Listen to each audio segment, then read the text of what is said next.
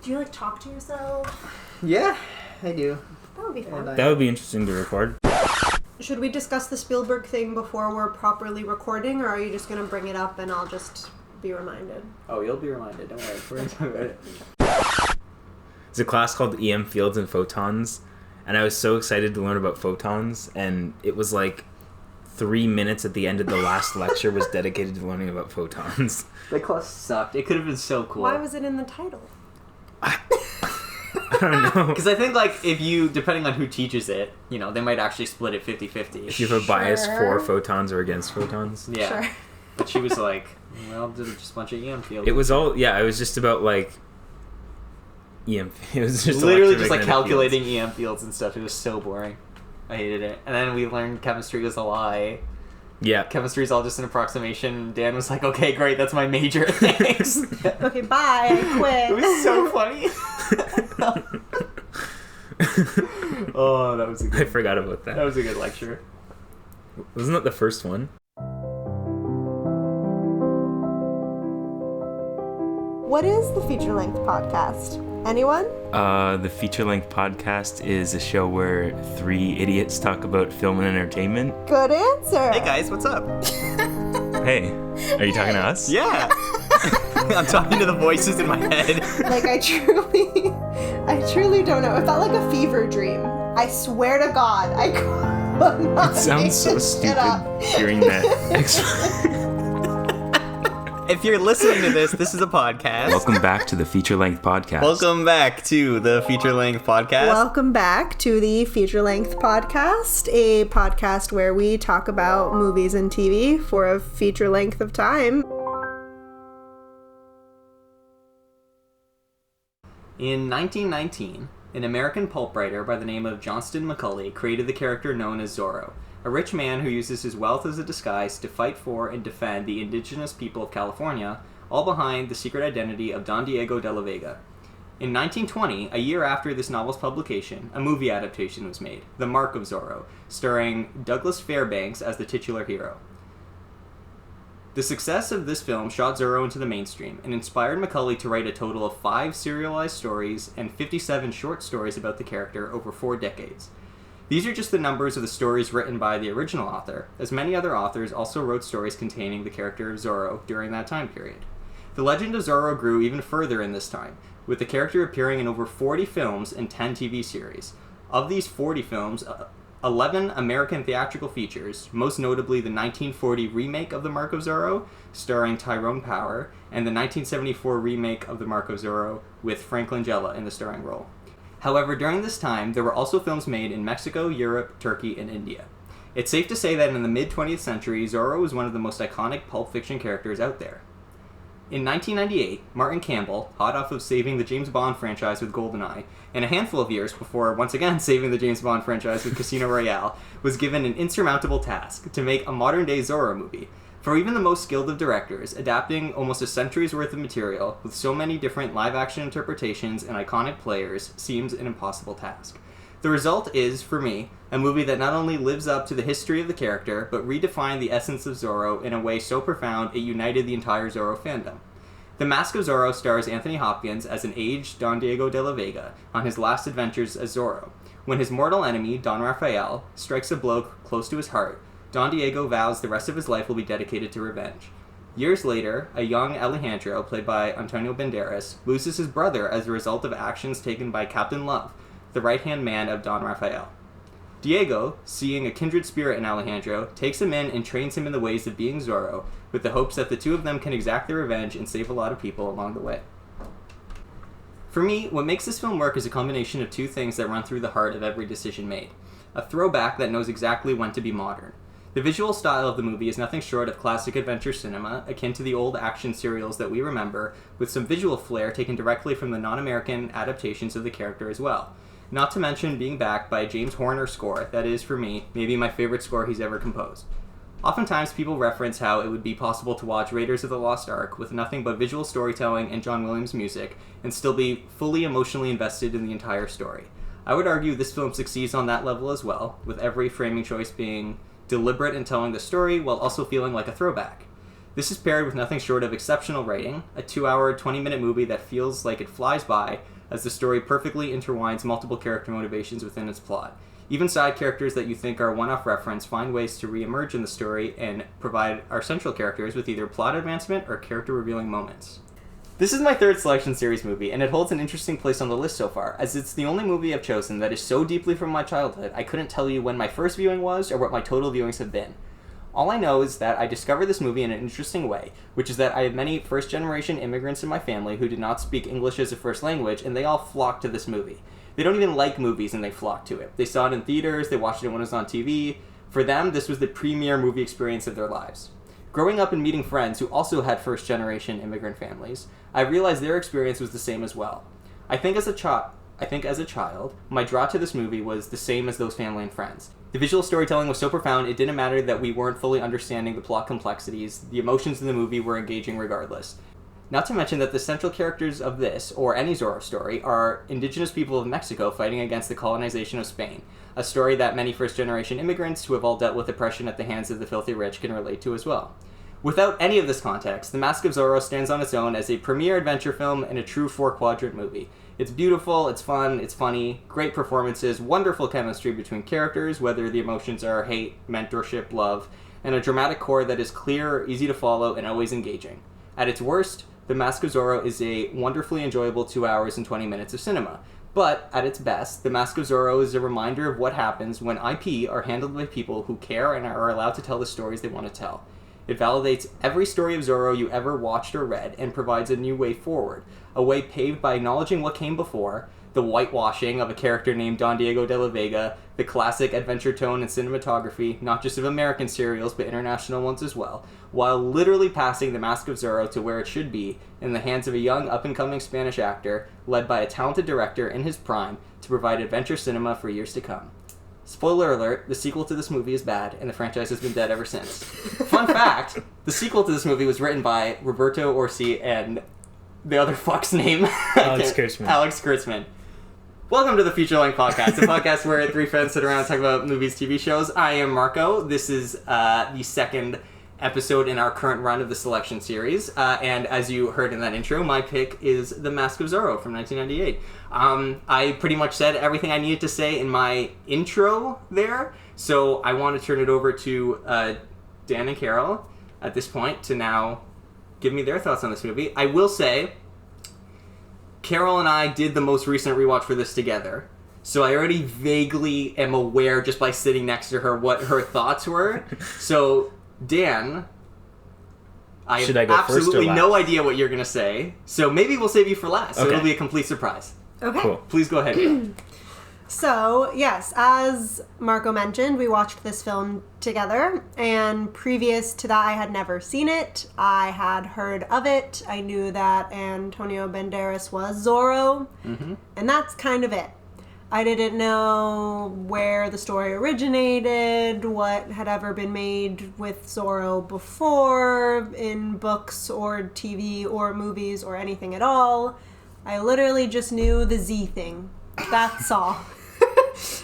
So going into this, I was a bit surprised to have it be like a passing of the torch kind of thing from an older Zorro to a younger Zorro, but I did feel like it made the story compelling. I liked that a lot better. I had no idea. Who was the old Zorro again? Anthony Hopkins? Yeah.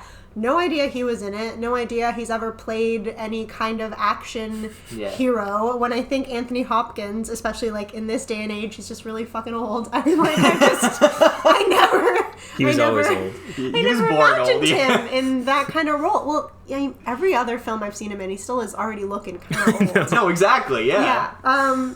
So that was fun and interesting. Yeah, there was a lot of romance that I wasn't expecting. We'll talk about it more later. Yeah. Marco knows my exact feelings about some kissing. Oh my god, we talked so much about the kissing. We'll get into it. Yeah, definitely. Yeah, the kissing's a bit distracting whenever it happens, but we'll get there. Purposefully, but also still distracting. Yeah, so anyway, back to talking about Zorro. Yeah. The movie was good. As he said, 2 hours, 20 minutes. It, like, pretty much flew by. It was an action film, which is not always my jam. But overall, I'd say, like, I liked it. I gave it, I think, 3.5 stars on Letterboxd, which, like, in my mind, I classify that as something I enjoyed watching. I don't mind that I watched. I'm happy that I watched it, but I would never put it on again myself. If anyone ever was like, let's watch it while hanging out, I'd be like, sure, it's entertaining enough. Yeah, so it was a fun story. I didn't know there was going to be any kind of, like, fighting for the poor, disenfranchised. Yeah. Yeah, like, and we've talked about it, and we'll talk about it, I'm sure, a lot more, but it was very, like, Batman-esque in, like, motivation I have fun and facts relationship and everything like that. So that was interesting to see, and I didn't know that going into it, but obviously now, knowing Marco, makes so much sense. So, yeah, it was good. Who would I recommend it to? Probably anyone. I don't know, unless, like, you're really upset with long movies for some reason, don't watch it. But if you're just looking for some kind of action flick that's, like, also really funny, like, I don't see why you wouldn't enjoy watching it at least once. Yeah. Okay. Dan the man. So my only experience with Zorro before this was Puss and Boots in Shrek 2. Yes. Mm-hmm. Also played by Antonio Yeah, Banderas. of course. I guess you can count that as... I prefer to think of Puss in Boots as the real sequel to this movie. I think the Shrek franchise, somewhere in between he became a cat. And Didn't Shrek 2 come out the same year that the sequel did? They both, like, if not the 2005? same year, it was like the year after or something. Wow. But it was right next to each other. It's so crazy to think of, like, Zorro as, like, a modern era thing. Because it's so, like, whatever. That's a whole rabbit hole. Anyway, yeah, so this is my first time watching any of the Zorro movies, and I really liked it. It was a very fun adventure movie. I thought that The Mask of Zorro was a sequel, or I mean, I guess it is a sequel, but, like, it's more of a reboot. I thought there was a movie prior to this with Anthony Hopkins as just the main Zorro, like, the whole way. You would think. Yeah, but it was kind of cool that, like, I wasn't missing out on any of that information, and there wasn't one of those movies. Yeah. It was just sort of the first bit of the movie with him as the main Zorro before Antonio Banderas is in the picture. It's like pretending that there was this whole steeped history with this Zorro that we're seeing right here, and it does a good job with that, I think. I also want to bring up something that you mentioned in your intro of, like, it's very Indiana Jones. Yeah, it's very Indiana Jones. And similar to Indiana Jones, same with this, is they're both kind of mimicking those old radio serial shows. Yeah. And I think what's really cool is what you said about Indiana Jones, I think also applies to this. Actually, I think you also said that applies to this. Is like, if you take the score and the visuals of this movie and ignore dialogue and all that stuff and just, like, watch it, even just, like, forgetting about the score for a second, you're essentially taking stories that you would have only heard on the radio, and to give it a chance with the movie where if you just watch without the sound, it's like the complete inverse experience, but you're getting the same result. And I think that's really, really cool how when these serial-esque, like, homages to these old radio serials are given a chance to exist in movie form, it's like the other side of the coin that we don't get with the audio-only version. I think that's so cool, and it applies to this and, for example, Indiana Jones, like you mentioned. But anyway, this is I think you mentioned this, Carol, it's paced pretty well. I didn't feel the length at all. I'll leave it there for now. I'll pass it off to you, but those are my general opening thoughts. Nice. Yeah, I mean, I still love this movie. Like you guys said, you didn't give your recommends yet, Dan. Do you want to give your recommends, actually? Yeah, this one's pretty easy. I think I'd recommend this to... I think this is a pretty easy recommend to most audiences, even younger kids with this one. I think kids would... Well, I mean, you're proof of that. Yeah. Kids would get a lot out of an adventure movie like this, but also older audiences as well. If you like Indiana Jones, if you like Batman, as we've discussed, if you like... This is also... There are some similarity, or a lot of similarities to V for Vendetta, not in tone, but, like, in terms of, like, character and stuff. Mm-hmm. In fact, I really like, having seen all of these now, the trifecta of Batman, V, and Zorro. Yeah, it's cool. So sick. If you like any of that stuff, Yeah. It's pretty easy to get a sense of what you're walking into with this movie. So that would be an easy recommend. And I think, I think it's pretty simple with this one. There aren't really, I don't see anyone being like bored by this movie. I think at the very least you'd have a good time, and at best you'd enjoy it very much. So yeah, I agree. This is one of the easiest recommends for me because I do think like, and I'm living proof of, but I think like literally anyone can get some type of enjoyment out of this movie because it fires on every cylinder pretty well. Like even Carol, you were saying like there is an engaging romance subplot in the middle of this that's like in and of itself like fun and easy to watch, like regardless if you don't give a shit about, like there's truly like whatever you want you can get out of this movie. There was one questionable scene that I won't talk about right now. We'll talk about it later. I know the sure, scene you know you're what talking I'm about. Yeah, I know exactly what you're talking about. But other than that, yeah, we'll talk about it later. But there is it's just it's such an easy recommend, and like I it's so funny to watch this as an adult because everything that I enjoy about it as an adult, I know for a fact I was missing when I was watching it as a kid, and yet I still loved watching it as a kid. It blew my mind that after Zorro's first adventure in this, like Antonio Banderas dressed up as Zorro for the first time, is the third act. Like there is an opening scene with Zorro, and then Zorro proper does not show up for the first, like the remaining the first two acts of the movie, which as a kid, I remember just like sitting through all that stuff, enjoying some of the like obvious humor, and just waiting to get to Zorro showing up. But now that's become like so much of my favorite stuff, and all of that build up, and then when you finally get to him showing up as Zorro, that is so satisfying, and it's so sick. It's so fucking hype, that and whole... we'll talk. There's a stretch of 15 minutes in this movie that is literally some of the hypest shit I've ever seen in my life. It gets me every time. Just that duology of both of them, like exacting their own revenge and being so synergistic with each other. I know. Like he's trained him well, and this is the final. Like this is their last chance to. It's so good. Yeah, I will say there is an extended action sequence that I wasn't bored by. Good. So, kudos to Zorro. Good. I think that's the difference for me. Why I've always really loved, I think, adventure movies more than action per se. Although right now we are definitely living in a golden age of pure action movies, which is great, right? Your John Wicks and your Mission Impossibles. Like we are living, and Mad Max, we're living in like the best timeline of pure action. But a lot of the stuff from this era that was more adventure based, and even prior to this, like with Indiana Jones and stuff, to me it's you're not moving from action set piece to set piece with the intent of the movie being the action. They're very fun, and they have a lot of heart to them, and they have a lot of character to them, and like that is what I find so enjoyable about them. Especially as I've gotten older, which is why this one for me, as I've gotten older, like I just love it because the origin story is just so fucking strong, and like the writing of that is so strong, and then you couch that in like very fun throwback style filmmaking that in doing research and learning about a lot of the history of where this came from, it even like there are like specific shots even. Like, we laughed, Carol, at very early in the movie, there's the shot where Zorro goes back to his house for the first time, Anthony Hopkins Zorro, and he comes out of his Zorro cave, and he's chilling, and then there's a shot of the wife outside, his wife, and it's like a shot of her, and she turns to face the camera, and it's like this very lingering, like, beauty shot of her with the sunset in the background, which is like a very cheesy, over-the-top, like, shot choice to have. But when you, again, like, contextualize it in this idea that what this movie is the sequel to and the soft reboot of is literally, like, 50 years of, like, not just American movies, but then cheesy, pulpy movies coming out of, like, Italy and Spain and stuff like that that are these more, like, melodramatic, borderline...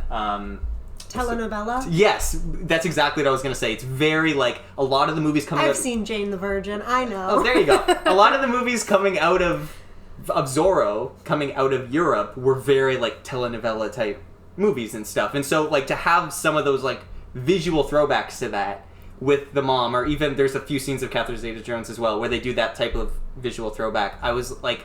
I don't know, there's just so much to get out of this movie, and, like...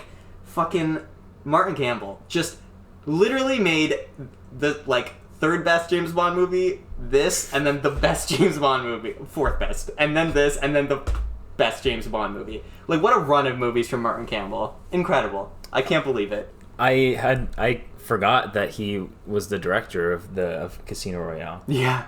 When I was watching this, crazy. I saw his name on IMDb and I was like, I think I've heard that name before, but I don't know. I couldn't like hit the name to a movie or anything. So that's really cool. What was the other James Bond movie? GoldenEye. Oh yeah, everyone loves GoldenEye. Yeah. James Bond was dead. He made GoldenEye, and then he had the option to direct the sequel to it or do this. Because originally, fun fact, this movie was going to be directed by Robert Rodriguez, which makes a lot of sense because he was making very pulpy movies. And like pulpy action type of movies, and Antonio Banderas was in some of them and stuff. And so that's Spy Kids. And Spy Kids, actually, yeah. So that seems like that seems like a very fitting choice to really lean into the like telenovela style, like really go over the top with it. But I didn't get into the details and research of why he didn't end up doing it. But eventually, it ended up going to Martin Campbell, who chose this over the sequel to James Bond at the time. And I think that was a good choice because then I think you still get.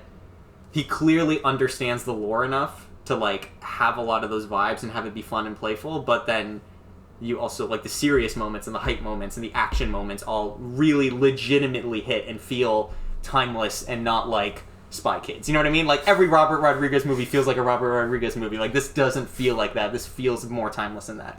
Well, that's the thing. I think, like, even in my opinion of it, because I didn't really know anything about it going into it, I wasn't sure if it was, like, a serious movie like a Christopher Nolan Batman vibe, Right. or if it was going to be completely like over the top farce about it. And I find that it kind of lies in the middle of those two, and that's why I was able to enjoy it more than I would. Like I like obviously the Christopher Nolan Batmans for like just the cinema of it. Like obviously I've said it before, I'll say it a million times. I'm not like a fan of Batman's whole story. Like, I'm not in it because I care about the lore of the Batman. Sorry, Marco. It's just because I think those movies are good as movies. Yeah. Well, a lot of people are in the same boat as you. No, I know. Not... But I'm just saying, I'm a personal apology to you as a friend. It's cool. But yeah, I liked that this... I turned over and Marco was like... hand in his hair. Stressed. God damn it. No, I was actually thinking, I can't fucking believe we're talking about Batman again on this podcast. Well, I mean, this... I know, I'm sorry. Batman was bound to come up. It's gonna come up. Yeah, but... and so that's why I enjoyed this more, because I was able to like laugh at it and like how it wasn't taking itself seriously. Yeah. But at the same time, it wasn't like everything is a joke. Like I did appreciate that of it, because like as you mentioned, and we'll talk about I'm sure more later. Like some of the action was just genuinely like sick choreographed action. Like it was cool, the sets were cool, like even some of the side characters bringing them back was really fun. There were some poofy elements to it, and I was fine with the poof. There's a whole poof sequence in this movie that was great. Poof.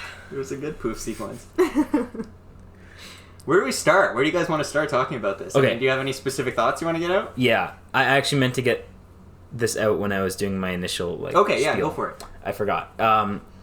Well, first thing I want to say is, because you talked about the first scene where we see Anthony Hopkins come back to his mansion. Right? Yeah. And he comes through the fireplace, and that's when I was like, oh, you weren't just like mildly joking whenever you say this is just Batman. Like this is this is a Batman movie. We had like, that exact like back and forth as we watched it. I was like, oh, Batman's lair. And he's like, yeah, no, I said that. Like it's Batman. And I was like, right, okay. Yeah. Like when he rides a black horse. Yeah. And he pulls it up into this like Batcave-esque. Literally a Batcave, yeah.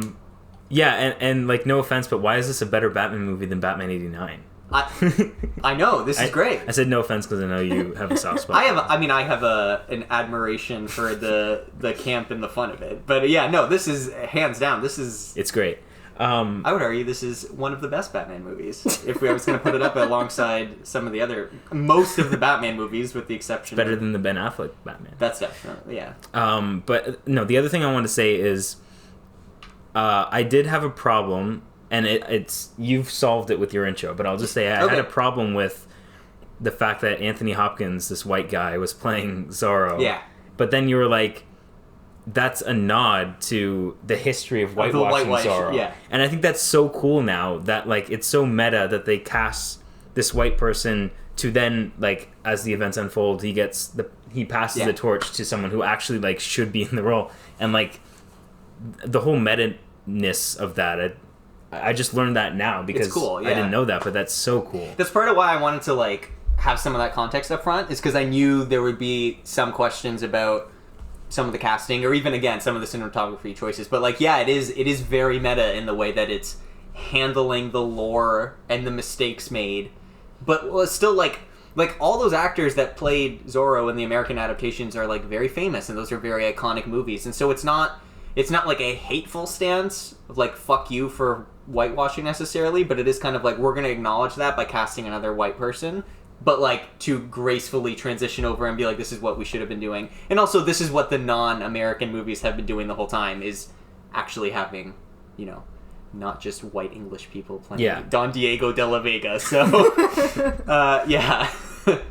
That's very cool. And the fact that he obviously takes the back seat so that we let Antonio Banderas, like, take full front stage. And yeah, that's all great. I love that. And I already mentioned it, but their chemistry, especially towards the end of the movie, is fantastic. They're so good. Can I ask a question? Please. Just because we're kind of talking about it, and it's just like a stupid, I don't know if it's like history question, but so there's like the Dons. Yeah. Who are they? What's up? They, I believe, are the rich people that owned land, like large portions of land. Yeah, because I know the whole fight is like, what, the Mexicans versus the Spanish? Yeah, in so California? From what I understand, I just don't know history. Sorry, honestly, hey, I've seen this movie so many times, and there are still some times that I'm like, yeah, I don't quite understand, like, because, like, that part is based on, like, history. It is. No, this is real history. So I guess, yes, there was a period of time where the Spanish owned land stretching from what we now understand as, like, California in the U.S. all the way down through Mexico. And they owned all of that, and that was under Spanish occupation. And so I think Zorro as a character, again, from my understanding, has always been based in the idea of being from Mexico and fighting for the independence of that stretch of land in Mexico, like, to be its own thing, because the Spanish people were just like, yeah, fuck it, this is our land now. Yeah. So that's my understanding of that whole conflict. Yeah. And so then the Dons are just landowners. Yeah, they're just rich landowners, basically. Okay. But I just wanted to get that clear. Yeah. So in this movie, if I remember, it's sorry, what's his name? The main bad guy? Yeah. Raphael. That's Raphael. Right. He is going to, like, he's with the Spanish government, overlooking, like, where he is in Mexico at the time. Yes. They're in California, right? They're not just trying to buy it. It takes place in California, I think. Yes. Or around that area, like. Yeah, it's around that area. I think it may have been called, like, the Republic of California or something at the time, but physically it might be in what we now understand is Mexico, but it was just like borders changed. Whatever it was called. But. So Mexico or California was in Mexico's like possession, but Spain was looking to buy it. That was what in the movie what we see, right? Yes. So in the movie, because the whole like cold open plot of like why he's leaving and stuff, I don't like. Again, I think that's like almost purposefully vague a little bit, because it's sort of like he just has to leave, that way he can come back. But like the actual main plot of what they're doing is mining for the gold to buy out the land with their own money, which is like very heinous. But yeah, so that's what he's doing, is he's there from the Spanish government, I believe, to make that happen. Yeah, because I think at the beginning of the movie they had to forfeit it back to Mexico. Yeah, they were getting kicked out. They were getting kicked out, and he had to leave. And really, all that's for is so that Diego's daughter can be away from Mexico for like however many years. Correct. Also, I love in that opening when I think I wrote the line down, but like you realize that this whole public execution is literally just like to draw him out. It's just a fuck you. It's like, yeah, I'm gonna kill these fucking people. He's like, who are these people? He's like, I don't know. I just fucking pulled them from the crowd. Like, it's literally just. And he says, Zorro says, Anthony Hopkins Zorro is like, oh, you'd kill 3 innocent men just to get to me, and he says I would murder 100 innocent men and then killing you, and I was like, yeah, sick bad guy. But that's another great relationship where that whole cold open, and obviously it does then lend into the trope of like the wife dying, which understandable. That is a very bad trope in a lot of superhero stuff. Is the I forget what the term is. The innocent woman. Yeah, must die. There's a term like called fridging or something that comes from. There was a very famous comic book where somebody's wife like was killed and put in a fridge, and it was just like a plot motivation thing. And so like in comic book culture, whenever that plot happens, people refer to it as fridging because like it's just like. But I will say, like, regardless, I think that cold open does a very good job of giving you, again, even if, like, as if this was a sequel. Like, you buy this idea that these guys are rivals and that he actually loved his wife and et cetera, and, like... Yeah, it gives a lot of backstory. It really is, like, very quick but easily digestible backstory that then sets up the entire plot of the rest of, like, the revenge plot for the rest of the movie. But it works really well. Again, I thought... Until today, I was looking up, like, before coming over, like, the other Zorro movies, and I thought that there was another Anthony Hopkins Zorro movie. You would think. Yeah, no, that's the level to which the world building of it feels real in that first scene. Is it doesn't just feel like a cheap throwaway thing. It's like, no, this is the story of Zorro. But yeah, no, it's cool. Should we begin at the beginning? Yeah, so I mean, I guess we already started. I mean, the cold open, great. I think it's a lot of fun. OG Zorro's last adventure. I think they did little kids helping. Yes. Murder people. Yeah. Also, fun fact: the very first shot in this movie, because there's like text on black, and then the text goes away, and then it's just black, which is revealed to be the cloth of a tent, and you see a little kid cut out the eye holes as if it's a mask, and that's young Alejandro who becomes Zorro. So that's the first shot of the movie. They used their big brains on that one. But I thought you were also going to talk Marco, about... you're going to hurt your big brain if you keep tapping yourself. I love with this that pen. Sharpie. I gotta hold a pen now. It's a marker. Whatever. I thought when you said the first shot of the movie, I thought you were talking about the James Bond style. Oh yeah, the walk-on. Oh my god. Yeah, we did. I have a note about that. Yes. I just wrote the intro ! And then he has a cape. Do you think that was like because and of... there is tap dancing ? Well, that's just the music. Yeah. But do you think that was because of his work on James Bond, or is that like a Zorro thing? I that don't. Imagery? I truly have never seen any Zorro media outside of the Antonio Banderas Zorro media. Like, I know the history of it, but like, I have no clue if that's actually a Zorro thing. I have a feeling that was Martin Campbell just being like, just one. Whatever. I love that we both chose selection series films in which there's been 100 interpretations of it, and we have seen none. But also, these are like inarguably the best ones. Yes, like, yeah, exactly, True. exactly. Have you seen the sequel actually? I have. Oh, okay. That's why I said it was trash. So I didn't know if you like just knew it was trash or if you'd actually seen No, I have, and as a kid, like, any Zorro was good Zorro, so I watched them all kind of both back and forth all the time, and then I think my first time really watching them as an adult, I remember being like, oh, okay, well, one of these is a real movie, and then I just haven't seen the sequel since, but that was probably until like 10, 12 years ago now. It's a long time ago. But, yeah, it's not, just don't worry about it. Just Puss and Boots and Shrek 2 is the sequel to this. Is Catherine Zeta-Jones still in it? Oh yeah, and she has to be a quote unquote strong female character, and I say quote unquote strong female character because it's just like the generic, like, she has to have her own subplot now that's like they didn't even try, like, it's like integral, not in a, like, her plot in this movie, despite the very like classic shooting of her of like this beautiful woman, her plot in this movie, every scene she's in this movie is like integral to the actual plot and develops the plot forward, and she always has motivations in what she's doing.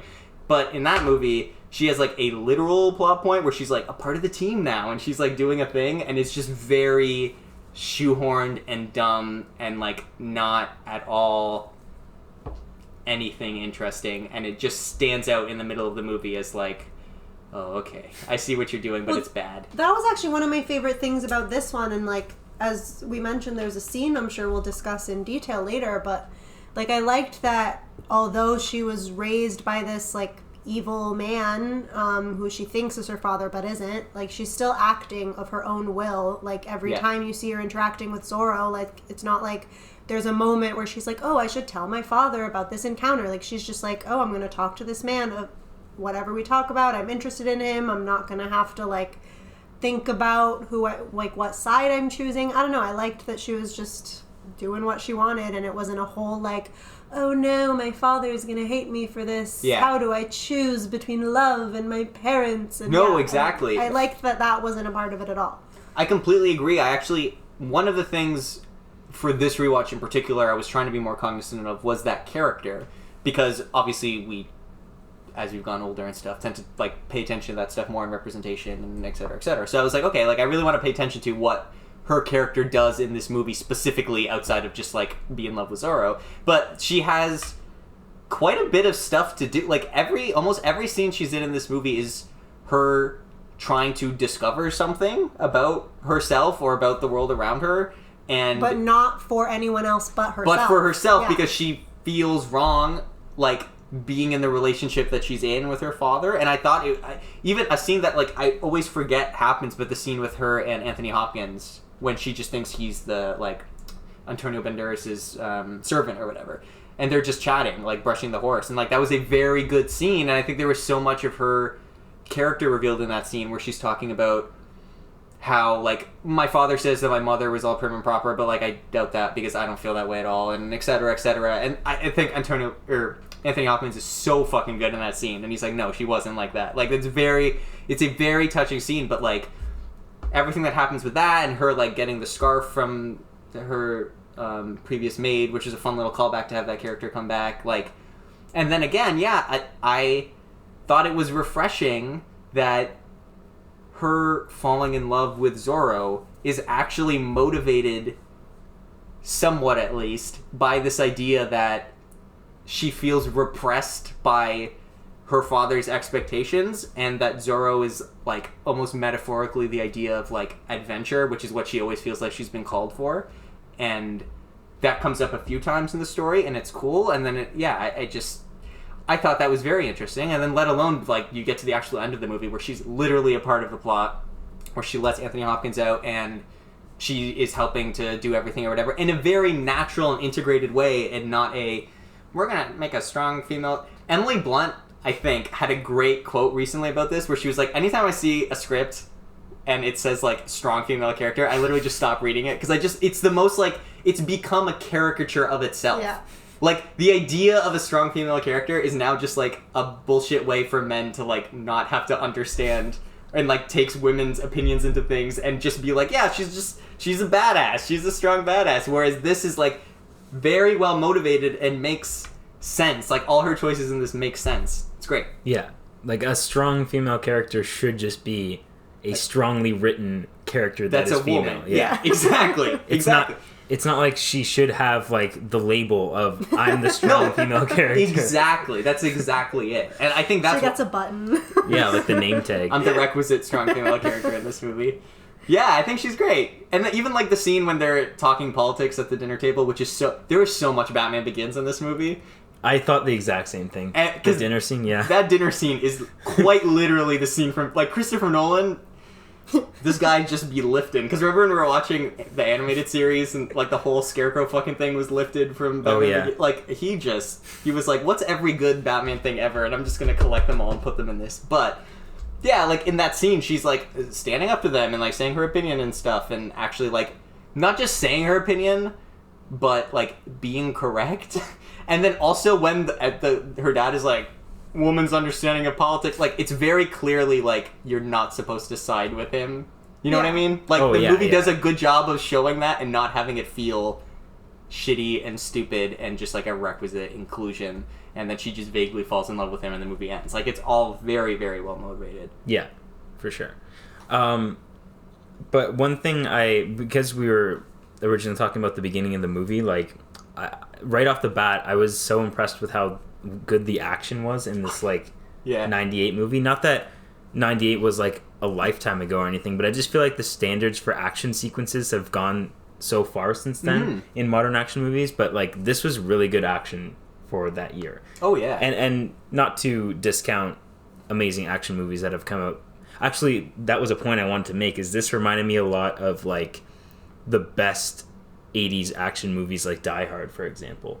This actually, in the best way in general, reminded me a lot of an 80s movie, even though it was a 90s movie. Like, it just felt like an 80s action adventure movie. It had that, like, that heart, but also, like, the grit and the realism. And just the ties to Indiana Jones. Like, those are 80s movies. Very Indiana Jones. Yeah, it has a lot of those sensibilities and vibes to it. And also, like, it's good.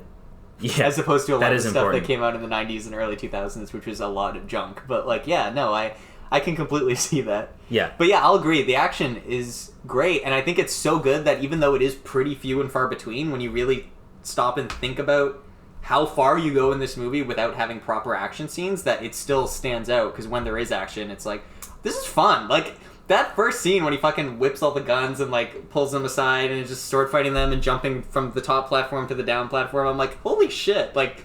Yeah, they really fucking thought about this. This is well put together swordplay. Like, this is very interesting to watch. Yeah.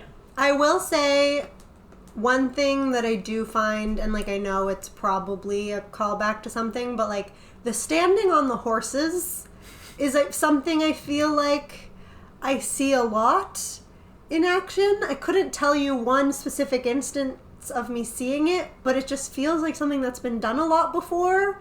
And for some reason, it's a little cringy to me. Just, like, fighting on, like, one horse to another and then standing on two. I don't know. It was still, like, interesting to watch, but just something that I'm like, why do I feel like I've seen this 100 times? You probably have. I mean, that seems like a very... Yeah, like a very, like, classic type of action scene. Yeah. It's like the OG version of a car chase, you know what I mean? Yeah. Like, I'm sure I also can't think of a specific example, but I'm sure it's also kind of like in Raiders of the Lost Ark with the horse and car chase. Yeah, it's no, like that's exactly, yeah, it's a very, I don't know why. Worlds. Yeah, but it's a classic type of trope. I get what you mean. Also, I will say that horse chase, I know we're jumping ahead, but like that horse chase scene, not that it's like it's a well put together chase scene and it's whatever. But yeah, that is to me the most like almost like standalone, insulated, like we are doing an action scene in the whole movie, and I was like, okay, I agree, yeah, but it was still enjoyable. Like it was a well choreographed. It was impressive. It is impressive, yeah, for the year. But I see what you're saying, yeah, for sure.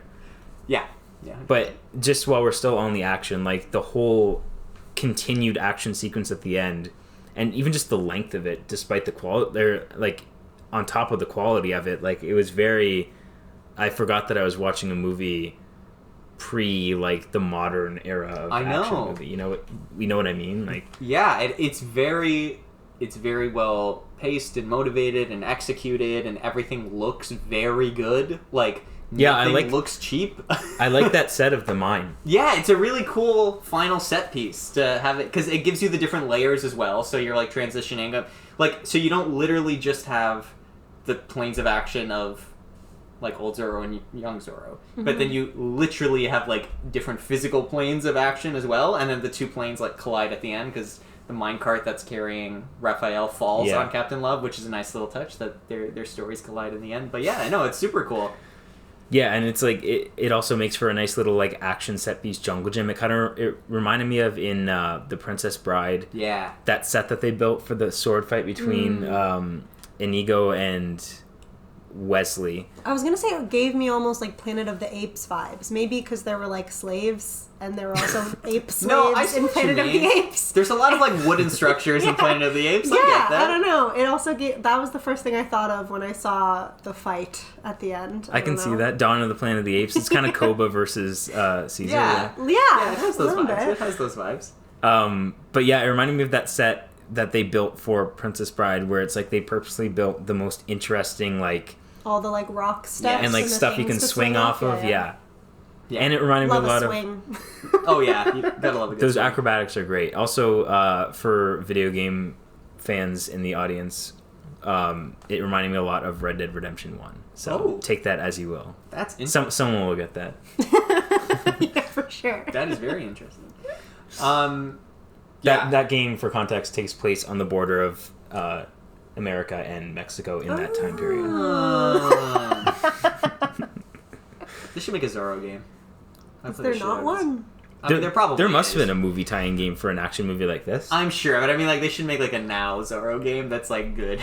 Like the Arkham style, but with Zorro. That would be so sick. Good. So good. Do people still care about Zorro? Okay, let's get into that at the end. Mark I do, Carol. No, I have some facts about that we can get into at the end about, like, the franchise and what was maybe going to happen and what might still happen and what's definitely not going to happen. Okay. But yeah.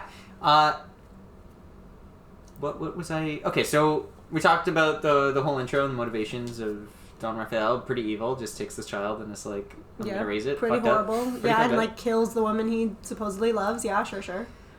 I did like... This movie is so good, though, at setup and payoff because... If you remember, at the beginning, when they're fighting, the wife dies because one of the henchmen goes to pull the gun on Anthony Hopkins, and then they have that exact same staging at the end, and Don Raphael basically gets in the way, and which is just like such like a small, like dumb thing that you don't have to do. Like that beginning scene doesn't have to be a setup. Like it can just be an understanding that this was a mistake. But the fact that they actually paid off in the end and showed that all these years later. And despite how much he hates Anthony Hopkins, like, he still has remorse for that situation, I thought was a nice little character moment. Because, like, Don Raphael is very evil. Like, very cartoon villain. But, like, to have those, like, just slight touches of actual motivation in there. In human moments. Yeah, it really rounds him out a little bit. Unlike Captain Love, who is just the devil. But, like, yeah, Don Raphael gets a little bit of rounding. He really looks like Ewan McGregor. I was in my head referring to him as Ewan McGregor the whole time. Yeah, I could see that. Yeah. I never put that together, but I could see that. Yeah. Question though. So, in the end, when Diego dies, was it because he got shot during that one encounter? I think so. When he was like faking holding his daughter hostage. Okay. I've always took it to be as he died from the injuries of that. And he was just old, as we discussed. Yeah, I mean he just died of old age on the battlefield. He worked really hard, you know. His heart maybe just couldn't take it. That's fair. He was finally moving around. Reunited with his daughter. His life's purpose was met. Yeah. He could slip away peacefully into the unknown. Into the abyss. Yeah. It was a good scene. Okay.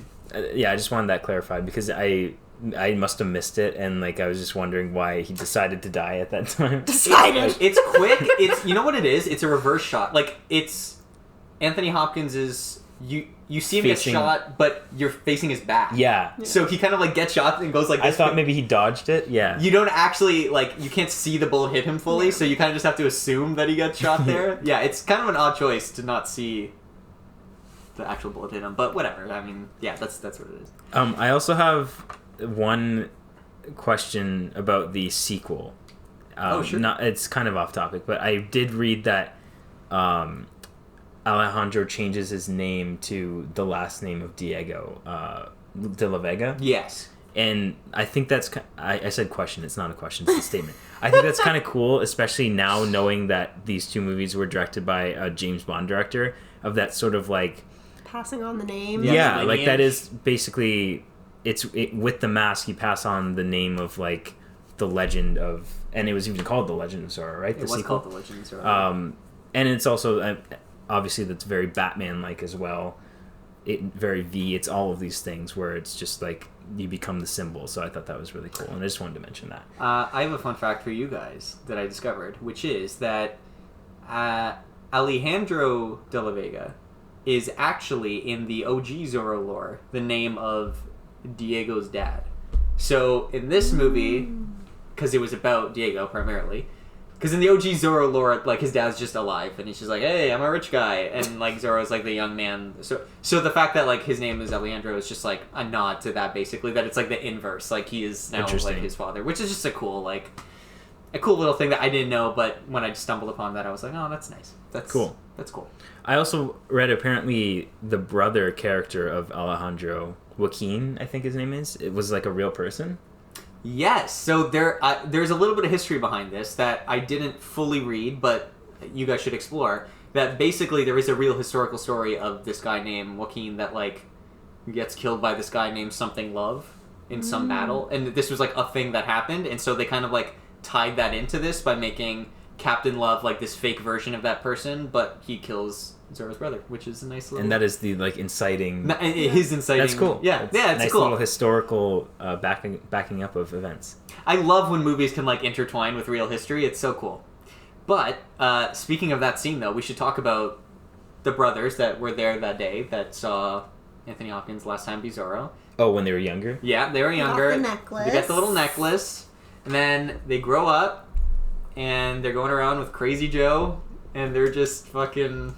Doing scamming crimes. people, doing crimes. I love it. It's so funny. Such a great moment. That was a nice twist, too, when we think that he's just, like, taking them in because, like, of a bounty or something. Yeah. And they're working together. So funny. What was his name? Three Finger something? I think it's Is it Three Finger Joe? Is it actually Joe? It can't be. Do I have Maybe. a note? No, I just say the white guy in my notes. I think it's... Anthony Hopkins? Yeah. No, the other one. Dumbledore? Stop. Which one? Yeah, exactly. That scene has one of my favorite lines, though, when Joaquin takes the gun out, and the guy's like, I thought you were tied up. And he's like, because you're stupid. I laughed so fucking hard at that. You know what I also laughed hard at was during maybe one of the first training sessions when like Alejandro's playing around all fancy with this sword, and then like he just waits for Diego's move and he just like slaps the sword away. Yeah, it's so good. The timing on that was really funny. Everything about their relationship at the beginning is such good comedic timing. Which, okay, let's just I say, also like... just love him, like, bathing him. Yeah, like shaving literally, he's him. just... Because Alejandro has, like, no life skills. Yeah. And so he's just like, alright, I guess I have to teach you everything. But that is... Oh, another thing was when like he's getting ready to fight because like they're arguing about something. He pulls out the sword and Diego pulls out the spoon. Yeah. And I thought he was actually gonna fight him, like he was gonna block with the spoon. I was like, damn. But then he's like, no, I need you to go be Bruce Wayne and go to this dinner. Yeah. And be social. Another fun little moment, but also a nice little twist. But that whole first training montage... Well, first of all, him, like, beating him up at the bar is fucking hilarious. Yeah. He's like, I could fucking kill him right now. I've never lost a fight. He's like, yeah, except to an old cripple. You fucking asshole. That is very Ra's al Ghul. There's a line that he says there, I didn't write it down, that is very Ra's al Ghul. But I forget what it was, but he says something and I was like, oh my god, another Batman Begins. Like, he just pulled him out of the pit of despair. But, yeah, that whole initial training montage just has such...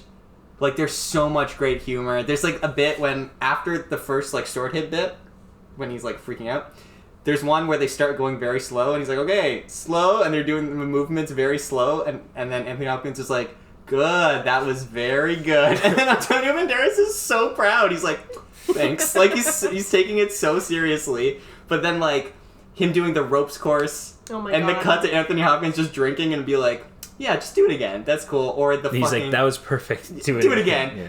Well, my absolute favorite that I send a picture to Rob every time I watch this movie because it's our favorite. Like, we just laugh so hard at is Antonio Banderas doing push-ups, shirtless, over a fire, while Anthony Hopkins is using his back as a goddamn footstool. Yeah. That is one of the funniest training montage visuals ever. Like, it gets me every time. It's so ridiculous.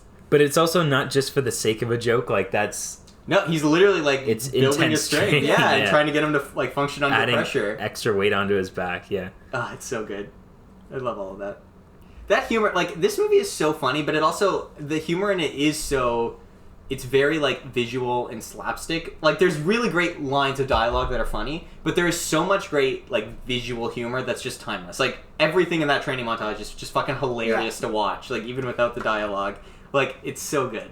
I love it so much. And the humor is, like, it's organic to what's going on. Like, they don't step aside and say, like, okay, we need to make a joke here. Like, yeah. It's not the James Gunn thing. Like, well, because it is a bit of a ridiculous scenario to just, like, exactly. Pull a guy off the street and be like, hey, I'm going to teach you how to sword fight, but also shave your face and cut your hair and bathe like a human should. Yeah. Yeah. Yeah. Good times. But, I guess the next, like, sequence is when he steals, or not steals, but he just makes his own, like, bullshit mask and, like... Oh, yeah, and steals Tornado Belt. Goes out to get a horse. He's like, every Zorro needs a horse, I gotta go get a horse. Where he meets Elena for the first time. Yeah, I was gonna say, where does this fall? I know at some point they're in a church together. That's right after this fight. Okay, that's what I was gonna say, because that I dubbed the Fleabag scene. Yes. I thought yes. too. Yes. Yeah, obsessed. Very good. But yeah, they meet for the first time, and he's being very flirty, and she's like, whoa, who's this sexy masked man? And then he... you know what I love about this scene? Again, nice visual joke, is in the cold open, after saving the day, Anthony Hopkins rides his horse to the top of the thing and does this very badass pose on the horse. Yeah. And Antonio Banderas tries to do the same thing, but he just, like, awkwardly runs up the stairs and, like, flips his cape and runs away, and it's so fucking funny. But, yeah, this is a great, like, getting by grit action scene. Yeah. Where just a proto-Zorro action scene. Very fun. What I found funny about the confession scene was how, like, he escaped through the top, right? Yeah. But you could just plainly see the roof of the things, like, from your level standing outside. Yeah. Like, she stands up, and you can see her whole face. Yeah.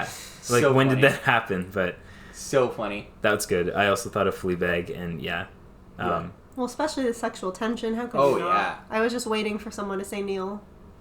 If only. Happened. If only. It's okay. We had another scene that was just as sexy later. Oh, we had a very sexy scene later. But also, that scene has some great, like, just some great banter between the two of them. Mm-hmm. Which is like, I broke like the worst commandment. Or no. She's like, I broke the third commandment. Oh, yeah. And he's like, oh, you killed somebody? And she's like, no, that's not the commandment. And he's like, okay, so let me ask you this. How did you break this? How would you say that you broke it? This, the most holiest of all the commandments. How would you say you broke this? It's so funny. Like, just trying to get out of the scenario.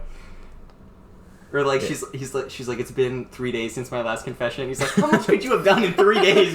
Before he realizes it's her, yeah. That was what I was trying to think of. I couldn't remember the line, Yeah. but that was really funny, yeah. It's so good. But then, yeah, after that, I think is the dinner scene, right? They take the horse back, and he, like, ridicules him. Oh, this is the scene where they fight, and he takes out the spoon, right? Yes. Okay. Also, very importantly, he like whips the mask and the cape off of him, and he's Oh, like, yeah.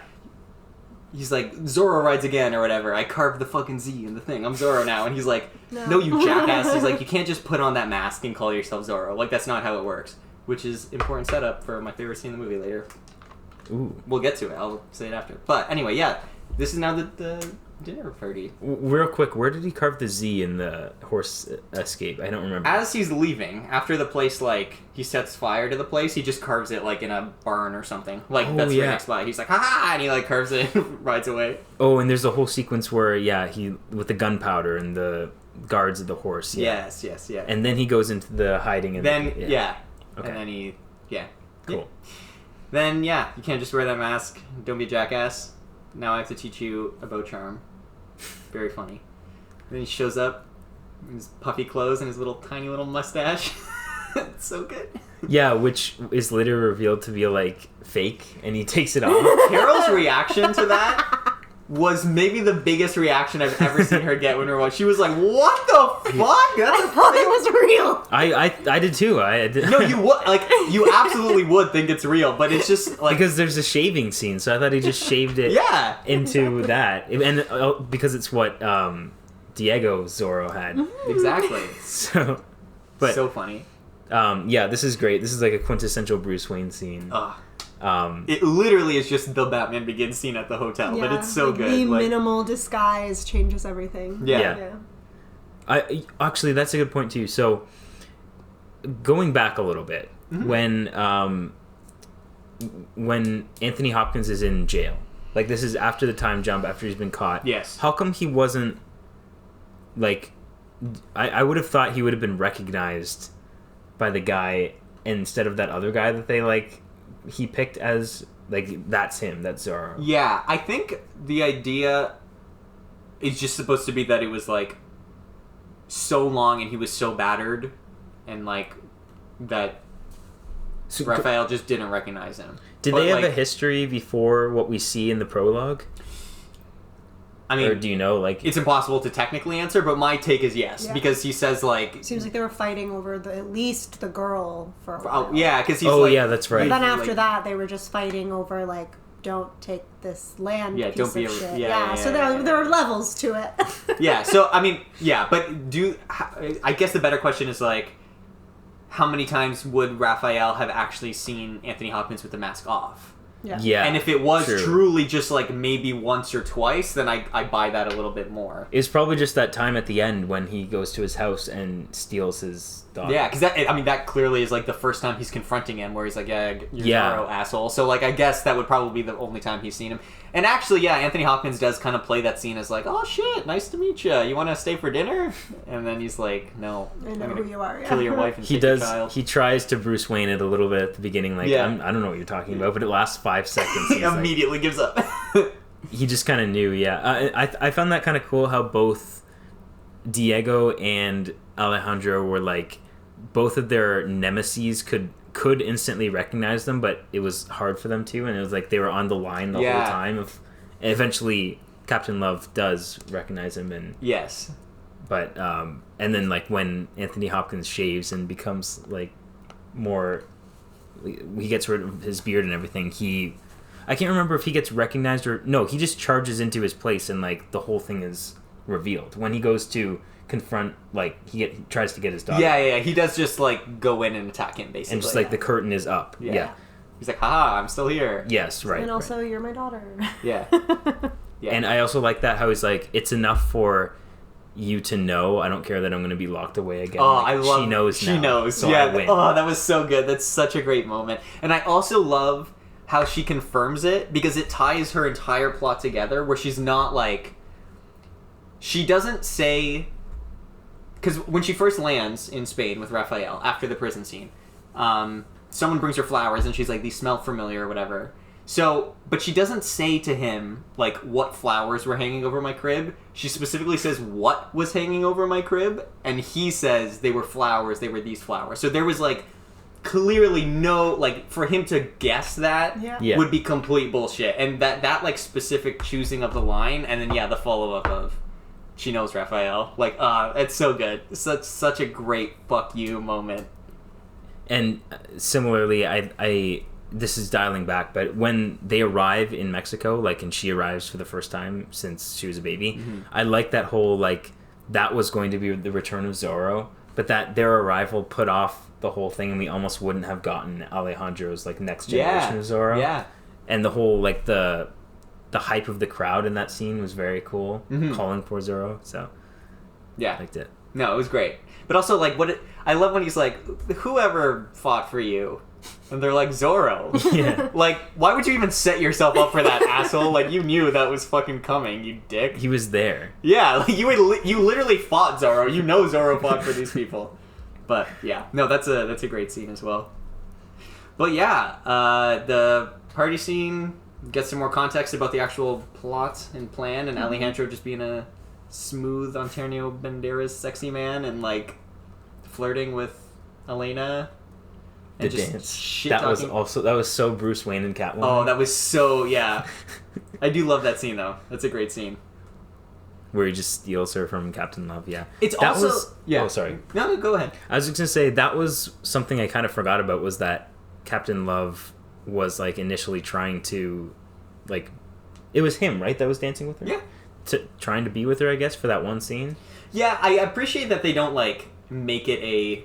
We're Love fighting triangle? over this woman Yeah. thing. It's just, like... Because they have enough of a history as it is. Exactly. Yeah. It's literally just that scene where it's more like a dick measuring contest, where he's like, "No, like, you were trying to dance. She was succeeding. I'm gonna dance with her." But I like how, like, he cuts in, they dance a little bit, but the whole elaborate dance scene is motivated in the plot because all the men that he's supposed to be, like, infiltrating and spying with are leaving, which...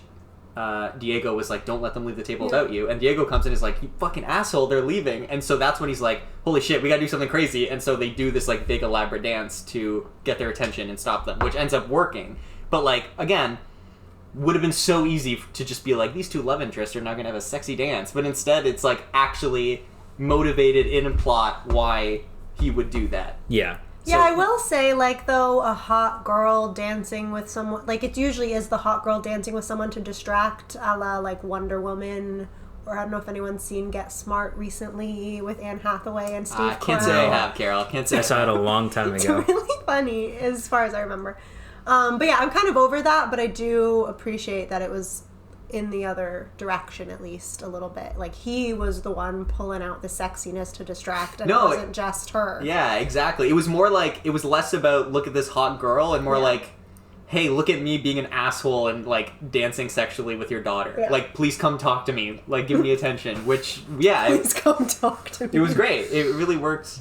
And in the scene, I made a note about this, but since we're here, like, there's, like, Antonio, like, we've talked about the performance in this, they're all great, and Antonio Banderas is so fucking good in this, but there's a scene in particular here when, right after the dance, when you, like, he's just, you can see him, like, thinking of ways to not get Don Raphael to leave, where he'll, like, say something and Don Raphael turns, and you see him, like, have to think quickly and say something else, and it happens, like, 2 or 3 times, and by the end, he's like, fuck, okay, like, I literally tried everything, and then Don Raphael is like, why don't you come with us? It's so great. Like, it's just, God, he's so good in this movie. I love it. Yeah, because when he, like, did the dancing thing, and, like, Raphael looked angry, but then he pulls him into the meeting, and that's when we get the meeting, right, with the giant map. Yeah. The announcement. Yeah. Of that they're going to try and buy California. And that was, like, he was in the circle, so that was cool. But then after that, I think is when we get the conversation with Diego and... oh my god. Elena, yeah. Yes, right? Yes, that's when we get that conversation. And that's simultaneous with Alejandro going to the mine. I think those two happen at, like, the same time. Oh yeah, where Three Finger Joe dies. Yeah, if his name's Joe. I don't know. We can talk about that father-daughter conversation is great. Yeah. It's beautiful. And I will say one of the things I wanted to point out, again, talking about, I guess, like, the more, like, classic cinematography and, like, the beauty shots of the women is they shoot her in this and a few other scenes, and they do that very old school thing where, like, people talk about it as like Vaseline on the lens, where it's like it's like not quite in focus, it's like a little bit blurry to create that, soft like focus? Yeah, it's very soft focus, and they do use that, which obviously is noticeable, again, like with the shot at the beginning where you're like, why does this look like a telenovela? But again, it's like, okay, that's the point. I understand you're going for that visual style.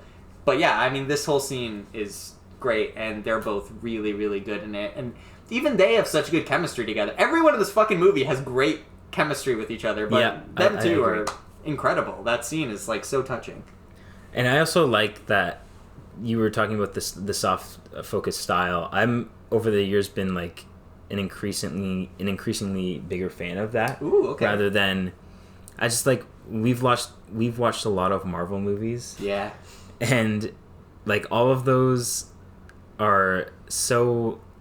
I'm not the first person to say this, but they're so lacking in the cinematography department because of what they are. Like, they're the fast food of movies, obviously. But, like, they're so sharp in their focus that it's becoming annoying. Like, I like that softness. It's very visually appealing, especially for a romantic scene, like definitely. Like we're talking about. You definitely benefit more from a soft focus than nice an extremely shallow depth of field. Yeah, camera terms. I can pretend that I have the knowledge of the cinematography. Yeah. But yeah, well, I really liked. I mean, I'm an advocate for that. Since we're talking about Batman things on this podcast, but that was one of the things that was really great about the cinematography of the new Batman movie too. Is they used that effect sort of around the lens where everything was very blurry on the outside. The vignette. The vignetting look. Yeah, it was cool. So yeah, I'm totally with you. I appreciate those types of visual choices, even if it is a bit more, like, classic looking. At this point, I'm kind of, like, just down for something that looks good and different and fits the vibe, as opposed to this looks like it was shot in perfect focus on a camera in an airport. Yeah, and I think it also contributes to why it felt so much like an 80s action movie. Yeah, I agree. And I also noticed it in last week's episode movie, Little Women. I noticed the same effects employed in the cinematography in that movie. Yeah, you're right. Yeah, especially, like, in, I would say, like, the cottage cozy, but we're not talking about that right now. No, we talked about it last week. Yeah. Last episode. No, last week. Well, who knows when it's coming. True. Okay, sure. There's still 2 other episodes that haven't come out yet. God knows. Unknown amount. Yeah, okay, you're I'm so sorry, guys. No, that's not you. We still have the other episode we just haven't fucking listened to, you and I. But, okay, so. Anything else you guys want to say about that father-daughter scene? Or should we talk about Crazy Joe's death? If that's his name. I think ready for Crazy Joe, Yeah, I think. we jumped ahead a little bit before and talked about the father-daughter scene, so... Okay, Yeah. good enough. So if his name is Crazy Joe, this is what I was kind of alluding to, where like he shows up as this like farce character, but then he ends up coming back and having this like really poignant moment in the movie. Yeah, I agree. Yeah, and there's the cool line of Captain Love being like, "It's funny, I shot that guy in midair twice and thought I killed him." yeah, yeah.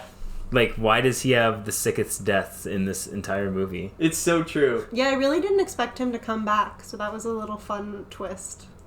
Every character that has like any, even the like tiniest bit of screen time comes back. The priest comes back. He's in the opening rally. He comes back. Fucking the maid. I'll be honest. Like, literally on this rewatch, I'm not just making this up. When in the cold open area, when Diego comes in, and he walks in, and there's, like, a woman with the baby, and he's like, oh, you can go, you can leave, whatever, go get my wife, whatever he says, I forget. I was like, oh, I always, for whatever reason, I just remembered it being his wife. I was like, it's very weird that they, like, had this middle person. Until later in the movie, when the maid shows up and is like, hey, I was your maid, this is bullshit, and I was like, oh my god, they really did, like, everything is, like, motivated by something in a way that makes sense. There's, like, no wasted screen time in this movie. Do you think she was his Alfred? I mean, I guess, yeah. I guess she was his Alfred. Yeah, so then we get the death of Three-Fingered Joe or Jack, whatever his name is. Oh, you know what? I think it's Jack. I knew it was Jay something, but then you said Joe, and I was like, that could be right, but... Joe doesn't feel like the right time period. Yeah, I think it's Jack. No, because remember they do that song where they're like... I don't know. It doesn't matter. I'm pretty sure it's Jack, though. Okay. No one's going to look it up. We're just going to call him whatever we want. Yeah. The guy with less fingers than usual. Yeah. And then he cuts off his hand. I mean, this doesn't happen directly after, but we find out that he, like, makes wine or something out of his opponent's body parts. Yeah. Oh, God, he preserves them so he can drink from them to gain their power, which is, like, apparently, like, some culture ritual that they would do. That was an interesting twist. Yeah, I think it helps a lot to give him like an identity of his own as an antagonist. Yeah, he's not just like a hired gun. He really is like a sicko. Yeah. Like he takes pleasure Very in this. sick. Yeah, but also just again like really fucked up but tough scene where Alejandro in that moment has to like Stare not at just it, yeah. not just keep his cool, but then also like drink from it. Yeah. Just for the sake of being like, no, I'm not that person. Just to like preserve the secret a little while longer. You know what I mean? Like I'll throw you off the trail a little while longer, as much as I can. Because he pulled that out to test if his like theory was true, right? That wasn't just a coincidence. No, yeah, because I think he even says, I don't remember if it's in that scene or if there's another scene, but he makes reference to like, even if you aren't the other Murrieta brother. He says that line of dialogue to him at some point. Okay. I think it might be that scene. And then that's when he's like, well, I'm good not, luck. And he like takes... Oh, yeah, because he's like, good luck finding the other brother. And he like grabs a swig and drinks it. That was really cool, though, because it's just like the extent that he goes to, drinking the brine of his brother's head just to keep like you said, keep the secret alive just a bit longer. The dedication to the cause. Yeah. But I was fully expecting him to spit it out when he walked out of the room in the next scene. I know. And he didn't. I would have. He just breaks his cane. That is one, not wasted shot, but just kind of like, okay, because there's the shot of him walking out, and I also am always expecting him to spit it out, but he just goes, and he breaks his cane. Yeah. And I was like, all right. Or like throw up or something. Yeah, it's so weird. Because I guess he swallowed it in the room, but like, puke. Yeah. Please. Please.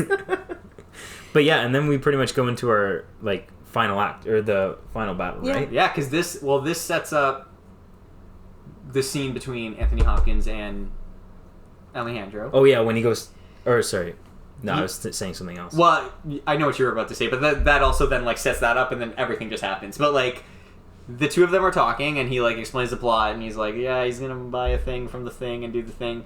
But I really love this... Well, you know, it's just the plot. Like, it doesn't matter. Yeah, the bad guys are gonna do bad guy things. Like, but he explains the details of it. And he's like...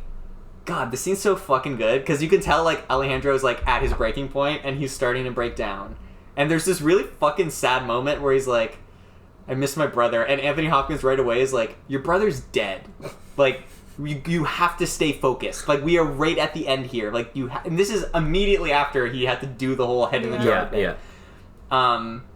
But yeah, so they're going back and forth, and he's like, okay, like, can you find your way back to the mine? Like, we have to figure out how to do this, etc., etc.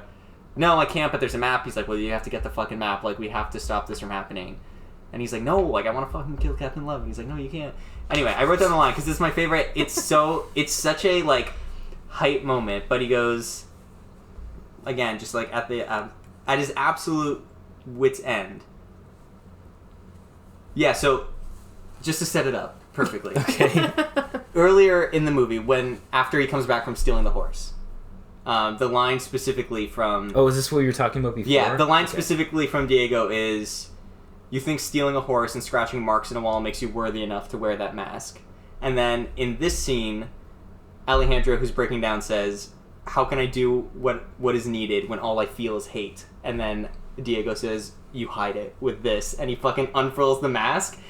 And then we cut to, like, it is the most validating feeling when we cut to the bad guys just having a bad guy drink at their, like, house and being like, we're bad guys, we're winning. And the fucking alarm bell goes and they run outside and the field is on fire with the Z. Holy shit, it's so sick. And that reminded me of Dark Knight Rises. When, I think I brought it up on that podcast, but yeah. I think you did, with the fire bat. But, because I think what you said was... that one, like, this has a purpose, but that one just didn't. It was just for the sake of having the bat symbol, like, the Return of Batman. But this is actually a distraction to bring everyone outside. So Zorro can get in. Yeah. And steal the map, right? Yes. And then also, again, just in the hype of, like, he's fucking here, Zorro's here, and there's that sick moment where Captain Love is like, listen, we tripled the guards, whatever we do, we're gonna find him, don't worry about it, he's just one man. And Raphael's like, he's not just one man, that's fucking Zorro. And it's just like the absolute, like, desperation in them to be like, no, please, like, Zorro's back. Like, you shouldn't, like, Zorro is, again, like, such a joke, like, pulp character of, like, swashbuckling. To get to this point in the movie and have it be, like, a legitimate, badass, hype, like, superhero action moment where you're like, let's fucking go, he's gonna fuck shit up, and everyone is, like, afraid of him. It's just, like, incredible, like, build up to get to that moment and have it all pay off like that. It is very much what the same director did with James Bond. No, yeah, exactly, yeah. Like, James Bond pre-Daniel Craig was just this super pulpy-esque, like... Yeah. I mean... silly. Yeah, like, just, lighthearted... 80s action, well, before the 80s, but action movie type thing. And Daniel Craig, his movies come along and it's, like, very introspective to the Bond character and actually trying to turn him into a character. No, exactly. Make it, like, well motivated. Like, that moment, the, like, how can I do when all I feel is hate? You hide it with this. And the, like, that's not just one man, that's Zorro. Like, that all reminds me so much of the end of Casino Royale.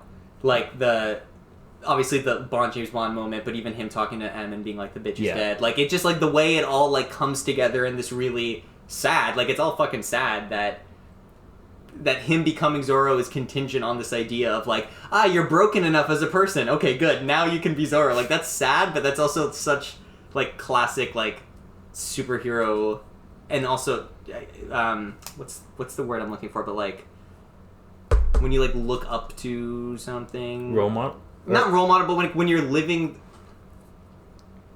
I can't think of the word right now. I'll think of it later. But, yeah, like, I also can't think of the word, but I know what you're talking about. Like, you're aspiring to be, like... Yeah, it's almost like... I don't want to say hero worship, but, like, it's not hero worship. What I'm trying to say is... it makes people... Like, so much of what people like about superhero stuff is feeling like the minuscule, or not even minuscule, but, like, the problems in their lives, like, can somehow be metaphorically, like, related to a superhero thing. And so the idea of, like, hey, like, I feel empowered by a character that's going through trauma doing cool shit, right? And I think, like, classic Zorro stuff wasn't really about that at all. But this takes a very modern superhero and just, like, good character approach to the idea of, no, like, this is a person that is dealing with their problem and overcoming their problem, like using this thing, which is so much of what makes people like superheroes. If I think of the word, I will edit it in here, because it's like a phrase that people use, and I can't think of the phrase, but it's like the reason why everyone like flocks to superhero movies. It's like live through that and be like, I wish I could overcome my problems the way these people overcome their problems. So you mean like writing them with humanity to make you like see yourself in them? Yeah. Is that what you're trying to... Yeah, like an yeah. escape kind of thing? Yeah, almost like escapism, I guess. Yeah. Where it's like, yeah, something like that. Like, wouldn't it be cool to like have trauma, but then be able to be Zorro and my trauma will be okay because I can kill people and stuff. Be Zorro and contain my anger in a mask, but then make out with Catherine Zeta. Yeah, no, exactly. That sounds like the best life. Fight. Oh yeah, we didn't talk about that scene yet. Oh, that's coming up. That's coming up. Yeah. So he raids. Oh, was the that house. after? I thought we skipped it. No, it's coming up.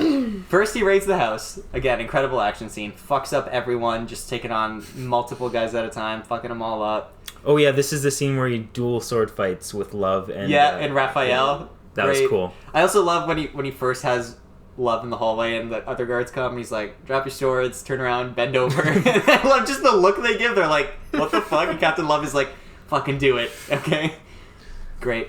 But yeah, this seems awesome, a lot of fun. Again, like we've been talking about, I think like really all the action scenes in this movie have literally like multiple levels of action. Like this one is starting from the top of the platform and then goes down, and there's like a tree that he ends up like swinging around a little bit. Oh, yeah. And like, yeah, so there's lots of cool like dynamic things happening. But this scene ends in Carol's favorite way. I know this was her favorite shot of the movie, as Zorro goes running by a door, and Catherine Zeta-Jones like pokes her head out of the door, and there's this like really like long shot of her just being like, what? Like, what's happening right now? And then we cut to Carol's favorite scene in the whole movie. Take it away, Carol. They just like sword fight and like kiss and like sword fight, and then she's naked, and then they like make out in such a disturbing way. Like just, so much tongue. The tongues are just so deep. I'm really surprised neither of them like gagged. Like it looked painful. An aggressive amount of tongue. Yeah, it was a lot. And so then going forward, every time I thought they were going to kiss, I was afraid. But wow. Their follow-up kiss wasn't bad. It was just that one time. Because I remember at the end, Marco was like, oh, they're going to kiss again. Watch out. It's just as bad. And then we were like, oh, actually, it wasn't. It wasn't. That first kiss it was just that one bad. time. I don't know. It was the heat of the moment, I guess. Maybe. The passion of the battle. I don't know. But it looked violent. I didn't like it. I can live with the kiss. It was everything that came before that was very... It felt like it didn't really belong in this movie, because like everything else was That was the one like... questionable scene. Yeah, like even when I said like it felt like it was towing the line between like complete farce and serious action, like that was the one time where I was like, no, this is just farce. It's too farce. Yeah, it could be. I imagine it could be like in a comic show, like a Family Guy-esque thing, just like because of the unnecessary nudity. Yeah, it's and just like silly. Why would that ever happen in a battle? Yeah, like that was the one thing where I was like, I don't know who pitched this. She didn't have to get naked. They could still maybe like sword fight and make out. It's Catherine Zeta-Jones. That was very like 90s movie. I know. Yes. To me, that's where the Yeah. Not that I'm saying that's a good thing. Like that's where the age did show. Absolutely. That is like what this whole movie would have been if Robert Rodriguez directed it. Yeah. It would have been that scene. Here's what I'll say. There are elements of the scene that I like. Mm-hmm. Is this the scene you were referring to when you said like a questionable scene earlier? Yes. Okay, yeah. This is... When I picked this movie, I was like, oh, we're going to have to talk about this fucking scene. Because even I can acknowledge that it is questionable and weird, as much as I love this. Here's what I'll say. I do like, first of all, the idea that we're still backing up the idea of Elena, like, searching out Zorro and, like, longing for adventure, and that's the reason why she falls for him. And so the idea of there being a scene where she shows up and she's like, hey, you stole from my family, that's not cool. But then very quickly into the scene you realize, no, she's there because she's fucking horny for Zorro. Like, I think, like, conceptually, that's cool. And I think, like, at this point in the movie, it's definitely necessary to expand their relationship beyond a hypothetical. Because otherwise it would be fucking weird if they end up together at the end. So, like, to have them actually, like, have that moment and kiss and whatever in this scene, in some form, makes sense to me. I think she just didn't have to get naked. Everything else would have been perfect. Yeah. I do find... And they didn't have to kiss so intensely, obviously. Sure. Obviously. Let's fix one thing before we fix And I also think the tone of the scene could have been slightly pulled back. Yeah. Like, I love the, like, intermittent kissing during the fight, because that felt very funny, where they'll, like, battle, and they get close to each other, and then he would kiss her, and she'd be like, what the fuck, bro? But, like, also not, like, actually what the fuck. Yeah. Not, like, the last thing we need is a baby it's cold outside discourse about this scene, you know what I mean? Like, she's clearly into it, you know what I mean? Yeah, but like, I get they were flirt fighting. Every couple play fights. this is foreplay for them. It reminded me a lot of in Daredevil. Yeah. 2003. Yeah. Elektra and Daredevil. It definitely did. Yeah. But yeah, like, This was, I mean, All they choreographed needed was better a than that. teeter-totter. oh, if only. But yeah, like, I think her showing up, them having some type of fight, and then kissing at the end, Yeah. cool.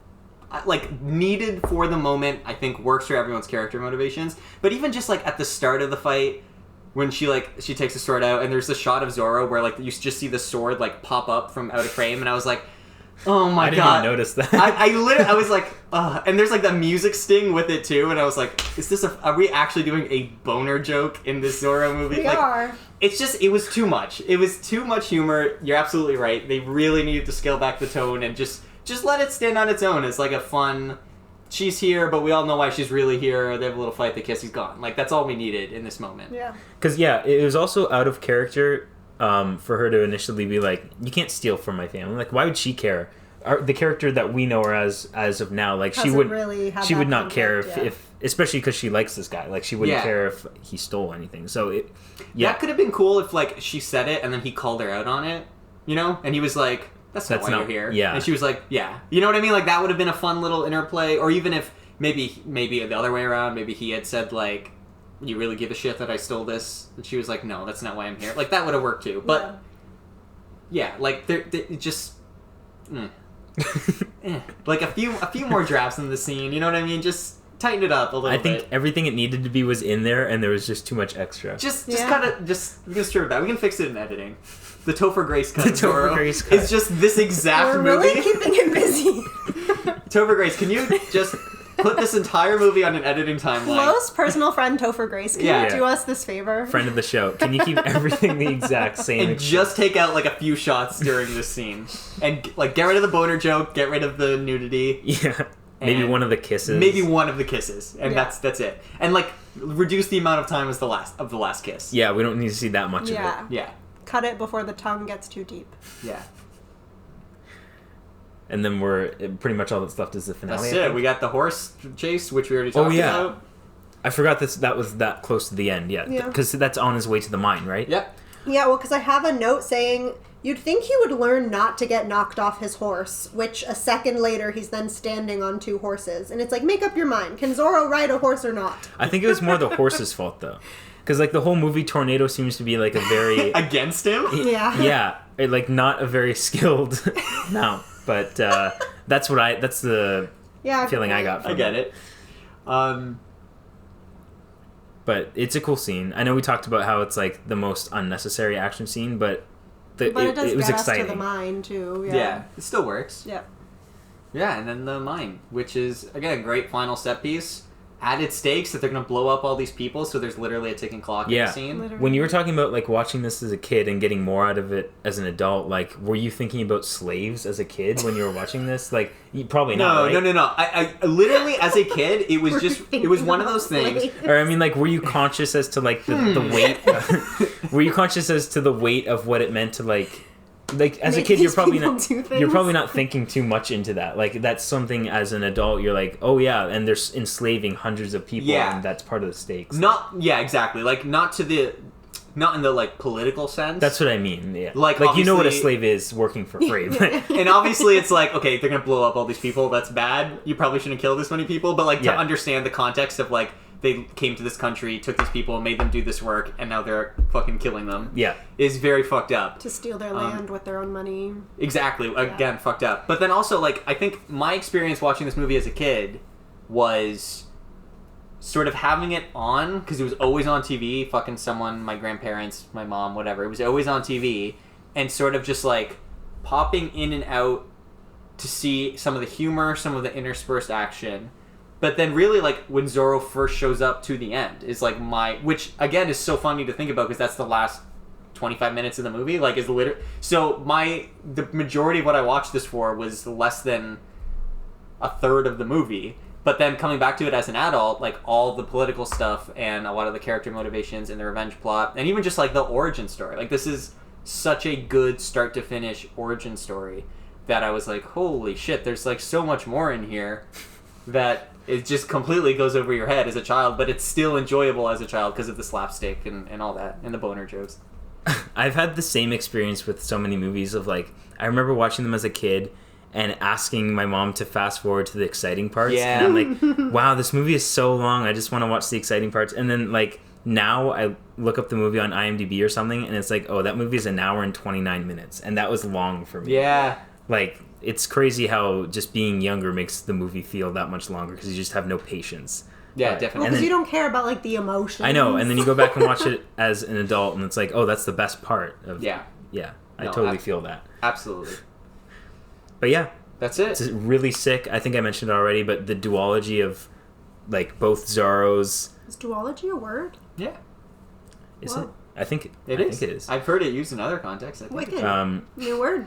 Or I guess actually, you know what? Duology is like a trilogy but with two, so it's not really appropriate for people. But you get what I'm saying. Ooh. The pair of the duo. The duo, I guess. The Yeah. duality.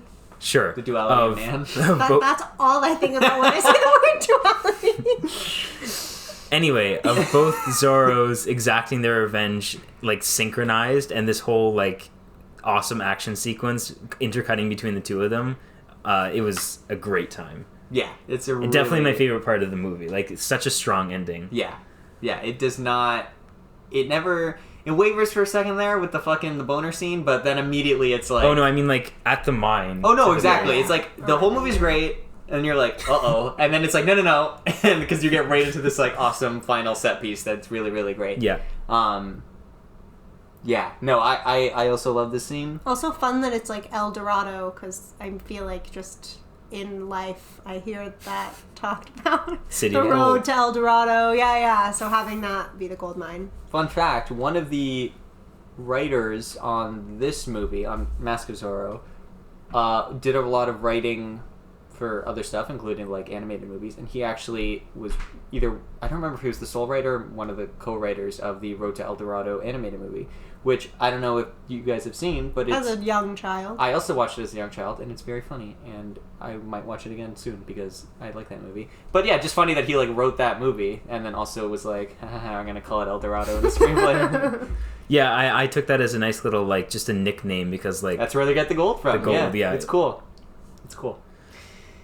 did we? I can't remember if you mentioned we didn't mention the Spielberg connection, did we? We didn't. Let's do it right now, baby. If we're don't thinking of the same thing, remember. it's just a very minor Yeah, thing, it's right? nothing. He executive He- produced it. Okay. He almost directed these though, right? I think he was, involved around the time of like Robert Rodriguez and stuff, but he ended up then staying on as a producer. Okay. Yeah. Sure, I remember that. It came up in the credits, and you were like, "Wow!" Yeah, but it was not a big enough wow for me to remember it 3 weeks later. Okay, Sorry. fair enough. That's all I've been thinking about. But it's enough for all three of our movies to have a Spielberg connection, and that's the important thing. Yes, Check. you can, and I also think like it's not just like he vaguely executive produced. Like you can feel the Raiders' influence Yeah. on this. We've talked about it. That has that vibe. So, all right, guys, I have some miscellaneous things, and then if you guys have any miscellaneous things, and then maybe we can end by throwing in the potential future of Zorro. Oh yeah. The tease might be happening. All right, music we already talked about. Cool score, very unique, but fits the vibe of this movie very well. Yep. Talked about that. Yep. I know you're not happy to see me is so Batman Begins. Where's that line from? Is that when Diego goes to confront him after the Fire Z? I don't know. Where is this from? Like right before he tells the daughter the truth? No, because I have these quotes in order, and the quote after Oh. this is if you want to kill this man, I can teach you how. Which, by the way, is the Batman Begin quotes I'm thinking of, where okay. Ra's al Ghul says something vaguely to that effect. But if Before that, then. I know you're not happy to see me is so Batman Begins. What the fuck am I talking about? Is it in the prologue? No. Oh, are you sure? This is after I thought you were tied up. That's because you're stupid. So it's after that, and it's before. Also, just while you're thinking of that whole, like, Alejandro starting as this, like, nomadic swashbuckling guy is so Bruce Wayne at the beginning of Batman Begins, just traveling from prison to prison and stuff. But yeah, I don't know. I was going to say it was during that "you're so stupid" moment, but it was after that. It was after that and before. It may be in the same scene. Probably. But I just don't know why he would be saying, "I know you're not happy to see me." And I also don't know what I'm referencing from Batman Begins. I don't know. All right, moving on. Hey everyone, Marco here. Little editor's note. I just wanted to let you know that I did remember what the hell I was talking about. It's the scene when Raphael lands on California again, after everything that's happened, where Anthony Hopkins is like originally planning to kill him, and everyone's like cheering or whatever, and he's like, stop your cheering, I know you're not happy to see me. And I referenced that to Batman Begins because there's the scene in Batman Begins when Bruce Wayne is like pretending to be drunk to get everyone kicked out of his house, and he's like, yeah, that's the thing about being a Wayne, just a bunch of freeloaders, stop smiling, everyone get the fuck out. So yeah, that's what I was talking about. It is a very vague similarity and probably did not bear repeating, but I did not want to leave the mystery, so there you go. Oh yeah, in what way did you break the most sacred of commandments? Very funny line, gets me every time. Yeah, we talked about the mask thing. Oh yeah, okay, this is another Batman Begins, but this is the actual quote from the dinner scene where he says, "Certainly not this Zorro creature. He probably wears the mask to hide his bald head," which is like verbatim Bruce being like, I don't know about this Batman. A guy that wears a mask clearly has issues. Yeah. And also it's kind of like the Harvey Dent one in Dark Knight too, when yes, they're talking about the masked Batman. Yeah, I already said that. Mm-hmm. All of these came up naturally, which is good. Yeah. Yep. Oh, okay. And then I just have a joke, which is that the joke. the fire explosion at the end when the mine blows up looks better than all the fire explosions in Avatar 2. Boom! Get fucked, James Cameron. Did you see Avatar 2? Did you see Avatar 1? Oh. You're good. When it came out. You're good. Yeah. All right. Thought about it since. Do you the guys? Future. Yes, but also Batman connections. I feel like I would be remiss not to give a quick history of how this and Batman are intertwined. Sure, but do you guys have course. any questions before that? Any final thoughts on this movie in particular?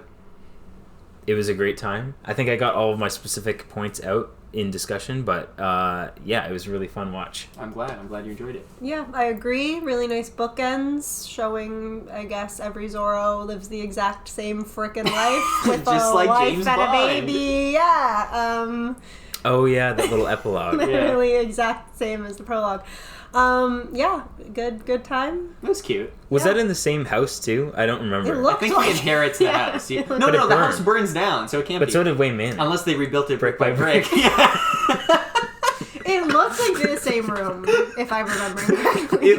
Yeah, I mean, maybe they must Like have rebuilt the it brick by set, yeah. brick, Carol. I don't know. And, ending with a little Z as well. Of course. I wonder, I mean, they must have actually had, like, Anthony Hopkins and then Antonio Banderas at the end, right? Like, Anthony Hopkins does it at the beginning and Banderas does it at the end. Yeah, I mean, you can't see, but that would be cool to think that they did that. Like, why else would you do that? Yeah. Because Anthony Hopkins wasn't on fire, right? And then Antonio Banderas' was, I think. I think the first one was just like a tear, because then you cut to Oh, the that's cutting right, in the the fabric. cutting in the fabric. Yeah, you're right.